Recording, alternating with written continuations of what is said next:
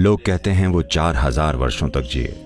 लोगों का कहना है कि इस पेड़ को अगस्त ने 6000 साल पहले लगाया था। इसे डोडा सेम्पिगे कहते हैं। ऐसा माना जाता है कि अगस्त मुनि ने इस लिंग के साथ अपने सूक्ष्म शरीर को यहीं छोड़ा था।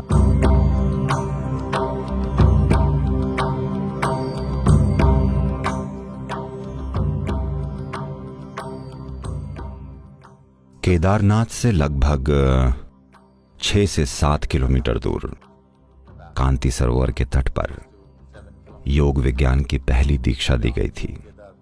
उस जगह को कांति सरोवर कहते हैं। कांति सरोवर यानी कृपा की झील। It was named as the Lake of Grace. उसे कृपा की झील नाम दिया गया था क्योंकि इस झील के किनारे पर पहला योग कार्यक्रम हुआ था।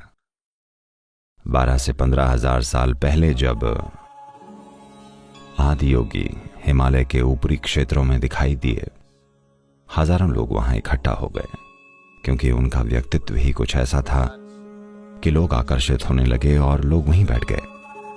पर वो कुछ नहीं बोले। उन्होंने आंखें बंद की और वहीं बैठ गए। लोग इंतजार करते रहे। वो बस ऐसे ही महीनों तक वहीं बैठे रहे बिना हिले। लोगों को समझ आया कि अगर कोई इस तरह बैठा है तो वो जरूर अपने शरीर और भौतिक प्रकृति के परे होगा, नहीं तो वैसे नहीं बैठ सकता। सिर्फ 7 लोगों को ये बात समझ में आई और वो वहीं बैठ गए। भारत में इन 7 लोगों को आज सप्तऋषि या 7 दिव्य ऋषियों के रूप में जाना जाता है। उन्होंने उन्हें कुछ शुरुआती साधनाएं दी और कहा, आप तैयारी करें, फिर देखते हैं। एक दिन जब शिव का ध्यान उन पर पड़ा तब उन्होंने देखा कि ये चमकते हुए पात्रों की तरह हो गए हैं। जो आत्मज्ञानी है, जब वो ऐसे चमकते हुए प्राणी देखता है तो वो चुप नहीं रह सकता। शिव ने देखा ये लोग वाकई तैयार हैं और तब वो कांति सरोवर के तट पर बैठ गए और उन्होंने योग विज्ञान की व्याख्या करनी शुरू कर दी। इस विज्ञान और इस ज्ञान को आत्मसात करने के लिए और इसे अपने मानवीय रूप का एक हिस्सा बना लेने के लिए वो लंबे समय के लिए हाइबरनेशन या सुषुप्तावस्था में चले गए। उनमें से सबसे प्रमुख ऋषि जो हमारे लिए सबसे ज्यादा महत्वपूर्ण हैं, जिन्होंने दक्षिण की यात्रा करना चुना, उन्हें अगस्त्य मुनि के नाम से जाना जाता है। उन्होंने जमीन के नीचे मौजूद एक स्थान में जाकर अपनी साधना करनी शुरू कर दी।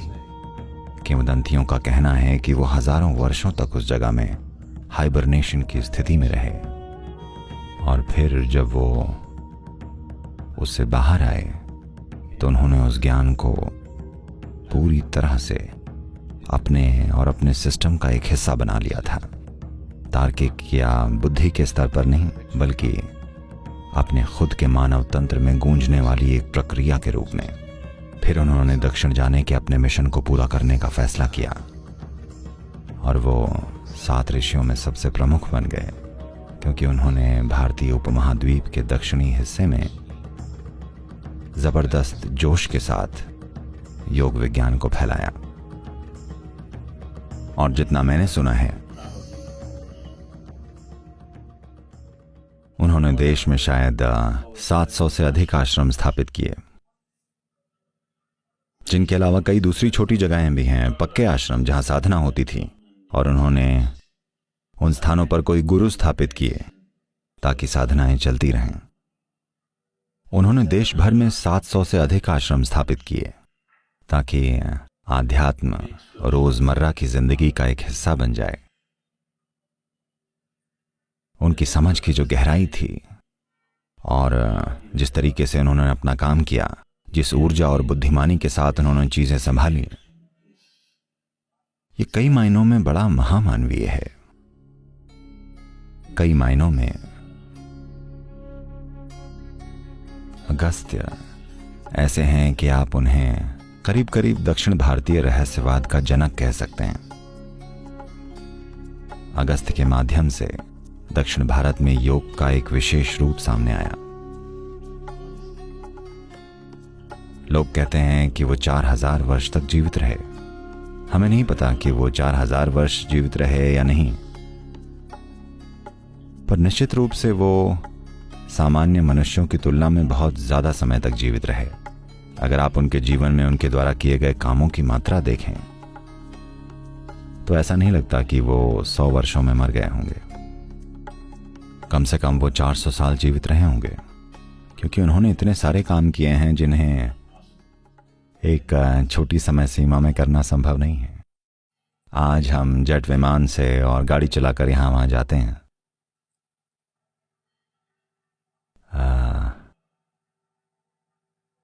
समझिएगा, हम कम समय में बहुत कुछ करने में सक्षम हैं, पर अगस्त ने पैदल चलते हुए इतनी सारी यात्राएं की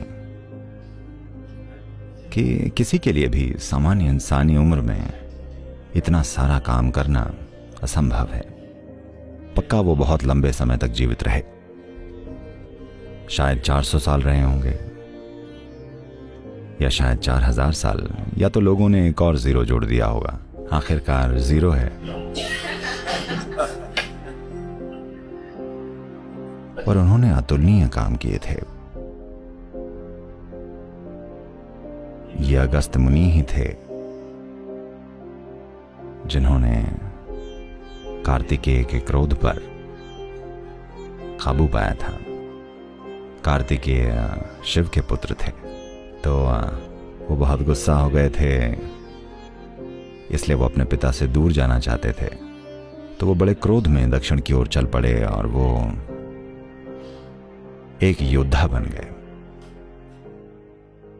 कई मायनों में वो एक बेजोड़ योद्धा थे। वो जीतते चले गए। वो शासन करने के लिए लोगों को नहीं हरा रहे थे। उन्हें जो कोई भी अन्यायपूर्ण लगा वो उसका वध करते चले गए, क्योंकि उन्हें लगता था कि उनके माता पिता ने उनके साथ अन्याय किया है और वो न्याय लाना चाहते थे। जब आप गुस्से में होते हैं तो आपको सब कुछ अन्यायपूर्ण लगता है ना? अगर गुस्सा आ जाए तो आपको हर छोटी छोटी बात पर लगेगा कि आपके साथ कोई बड़ा अन्याय हो रहा है। तो उन्हें लगा कि दुनिया में बहुत अन्याय है, तो इसलिए उन्होंने कई लोगों को मार डाला। तो उन्होंने कई लड़ाइयां लड़ी और वो दक्षिण की ओर बढ़ते चले गए। ये अगस्त ही थे जिन्होंने उनके इस क्रोध को उनके आत्मज्ञान का साधन बना दिया। और अंत में कार्तिकेय ने सुब्रमण्य में विश्राम पाया। तो आखिरी बार उन्होंने सुब्रमण्य में अपनी तलवार धोई और कुछ समय के लिए वहां बस गए, और फिर कुमार पर्वत पर जाकर उन्होंने सीधे खड़े खड़े महासमाधि ले ली। So this great art of transforming Kartikeya's anger into a means for his enlightenment was Agastya's work. Kartikeya के क्रोध को उनके आत्मज्ञान के साधन में बदलने की ये महान कला, ये अगस्त का ही काम था। और दक्षिण भारत के ये सभी सिद्ध लोग, वो सभी अगस्त की ही परंपरा से जुड़े हुए हैं। एक तरह से हर वो चीज जो मैं कर रहा हूं वो अगस्त के काम का ही एक छोटा सा विस्तार है। उन्होंने एक जबरदस्त महल बनाया है। हम उसमें बस एक और कमरा जोड़ रहे हैं, क्योंकि उनके दक्षिण भारतीय रहस्यवाद का एक अलग ही स्वाद है, जो कि अगस्त मुनि की वजह से ही है। तो उन्होंने बाकी 6 की तुलना में सबसे ज्यादा बड़े क्षेत्र को रूपांतरित करने का फैसला किया और उसे कई अलग अलग तरीकों से रूपांतरित किया। उन्होंने ये पक्का किया कि आध्यात्म का एक तत्व हर किसी के जीवन में हो। यह शायद अब कम हो रहा है, पर फिर भी अगर आप पिछली पीढ़ी को देखें तो आज भी ये काफी हद तक मौजूद है। यहां तक कि दक्षिण भारत में या उत्तर प्रदेश के दक्षिण में कहीं भी आप एक साधारण किसान को भी देखें तो आप पाएंगे कि एक साधारण किसान में भी आध्यात्म का कुछ तत्व है। यह अगस्त का काम था।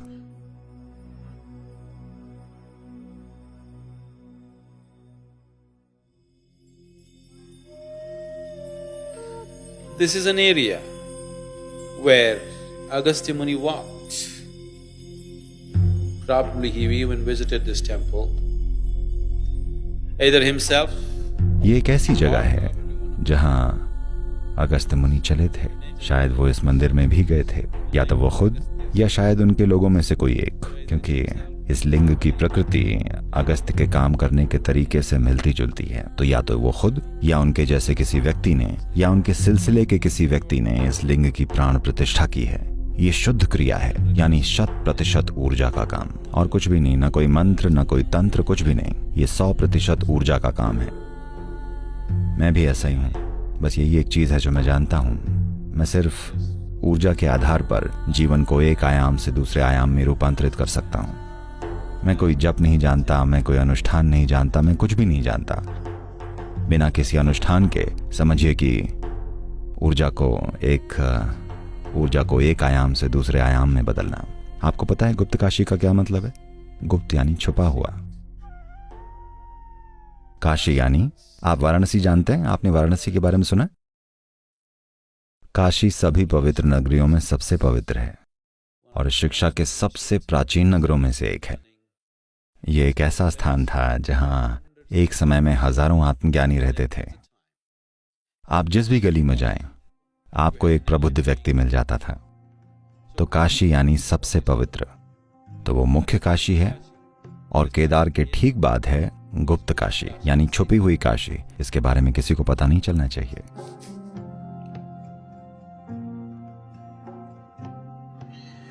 There are a whole lot of stories like this about Agastya's journey down south. Agastya की दक्षिण यात्रा के बारे में ऐसी बहुत सारी कहानियां हैं कि जब वो दक्षिण की ओर जा रहे थे तब उनकी मुलाकात विंध्याचल से हुई।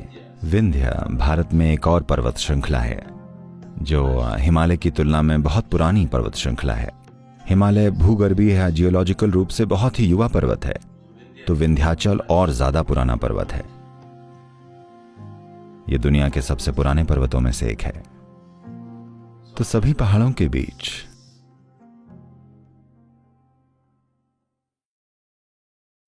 हिमालय को पहाड़ों का राजा चुना गया था। तो जब अगस्त्य दक्षिण की ओर जा रहे थे तब विंध्याचल क्रोधित हो गए और उन्होंने अगस्त्य को रोककर कहा, And said, how can you do this? How can you make Himalaya the king? आप ये कैसे कर सकते हैं? आप हिमालय को राजा कैसे बना सकते हैं? वो मेरी तुलना में सिर्फ एक बच्चा है, आप उसे राजा कैसे बना सकते हैं? अब अगस्त्य जानते थे कि अगर एक पर्वत गुस्सा हो गया तो ये बुरा हो सकता है। जब एक आदमी को गुस्सा आता है तब भी बहुत बुरा हो सकता है, पर जब कोई पहाड़ क्रोधित हो जाए तो पता नहीं वो क्या करेगा। अब अगस्त्य वहां बैठे तो विंध्याचल, जो कि एक बहुत बड़े भक्त थे, उन्होंने अगस्त्य को प्रणाम किया। तो अगस्त्य ने कहा, बस ऐसे ही रहें, वहीं रहें, मैं दक्षिण की ओर जाकर वापस आऊंगा, फिर हम आपकी समस्या को समझेंगे। तो विंध्याचल झुका रहा और अगस्त्य के वापस आने की प्रतीक्षा करता रहा। अगस्त्य कभी वापस नहीं आए। अगली बार जब वो उत्तर गए तो वो दूसरे रास्ते से गए, जगन्नाथपुरी के रास्ते से, सिर्फ विंध्याचल से बचने के लिए, ताकि वो वश में रहे और ज्वालामुखी बनकर फट ना जाए। तो विंध्याचल बहुत छोटा रह गया। वो छोटा है क्योंकि वो झुका हुआ है। हिमालय ऊंचा है क्योंकि वो खड़ा है और अभी भी बढ़ रहा है। कहीं भी दक्कन के पठार में अगर आप यात्रा करें तो लगभग हर जगह आप गांव में देखेंगे कोई कहेगा, ये वो गुफा है जहां अगस्त्य ने ध्यान किया था, ये वो स्थान है जहां अगस्त्य ने ऐसा किया था। बीआर हिल्स के सभी स्थानों में, जिसे बिलीगिरी रंगन बेट्टा कहते हैं, जो कर्नाटक में चामराजनगर जिले में स्थित है।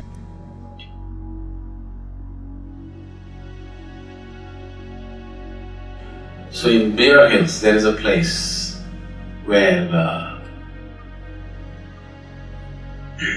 there is a तो बीआर हिल्स में एक जगह है जहां एक सैम्पिके के पेड़ को क्या कहते हैं, इसे इंग्लिश में क्या कहते हैं? सैम्पिके, चंपका कहते हैं क्या? ठीक है, ये एक बड़ा खुशबूदार फूल होता है। ये एक पेड़ लोग कहते हैं अगस्त्य मुनि ने लगाया था। यह पेड़ पक्का बहुत ही अविश्वसनीय रूप से पुराना है। यह पूरी तरह से गांठदार हो गया है और ये अपनी तरह के किसी भी पेड़ से बहुत पुराना दिखता है। लोगों का कहना है कि इस पेड़ को अगस्त ने 6000 साल पहले लगाया था। इसे डोडा कहते हैं, डोडा सैम्पिगे, क्योंकि डोडा सैम्पिगे यानी बड़ा सैम्पिगे, ये इतना बड़ा है। और अगस्त ने यह पेड़ लगाया था और वो कुछ समय तक वहीं रहे थे।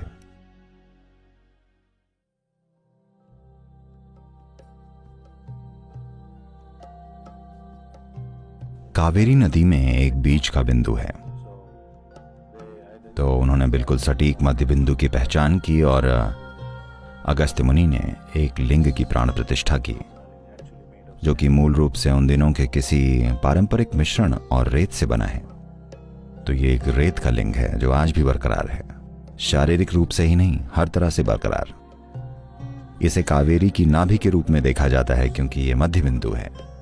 और उन्होंने जो बनाया है, काश मेरे पास यहां बिताने के लिए थोड़ा और समय होता, पर यह धमाकेदार है, जैसे कि इसे कल ही बनाया हो, और यह अविश्वसनीय है।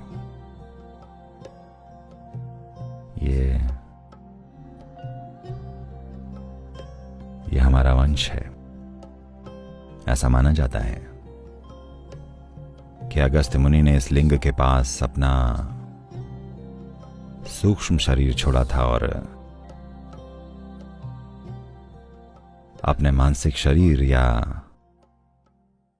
या मनोमय कोश को कहाँ, मदुरै या विरुद्धनगर के पास कहीं एक जगह है जहां उन्होंने अपना बौद्धिक या मानसिक शरीर छोड़ा था। पर उन्होंने कार्तिकेय की मदद ली और अपने भौतिक शरीर को कैलाश ले गए जहां शिव मौजूद थे और उसे वहां छोड़ दिया। ये अंत समय में चीजों को करने का एक शानदार तरीका है।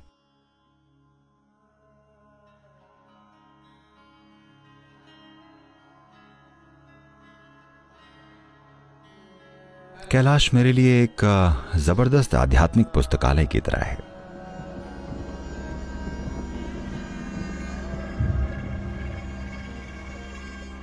लोग कहते हैं ये शिव का निवास था, ये शिव का निवास है। इसका मतलब ये नहीं कि वो आज भी वहां बर्फ पर नाचते हैं। इसका मतलब कि हर वो चीज जो वो थे, इस जगह में वो निवेशित है। न केवल वो, बल्कि हर कोई जो आया। मेरे लिए सबसे महत्वपूर्ण बात यह कि अगस्त्य मुनि ने, हमें पता है, कैलाश में अपनी ऊर्जा का निवेश किया था। तो अगस्त्य ने कैलाश के दक्षिणी हिस्से में अपना सब कुछ निवेश कर दिया। यह अविश्वसनीय है, अविश्वसनीय यानी बिल्कुल अविश्वसनीय। प्राकृतिक सौंदर्य की दृष्टि से तो इसके लिए शब्द ही नहीं है, पर शक्ति और ऊर्जा की दृष्टि से भी यह बिल्कुल अतुलनीय है।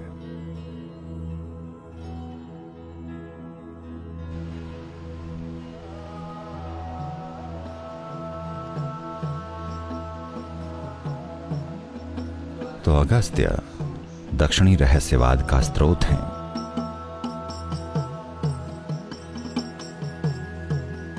मैं जो कुछ भी हूं, उसका स्रोत अगस्त्य मुनि ही है। आप कह सकते हैं मैं बस उनका एक नाखून हूं जो फिलहाल आपके जीवन को कुरेद रहा है।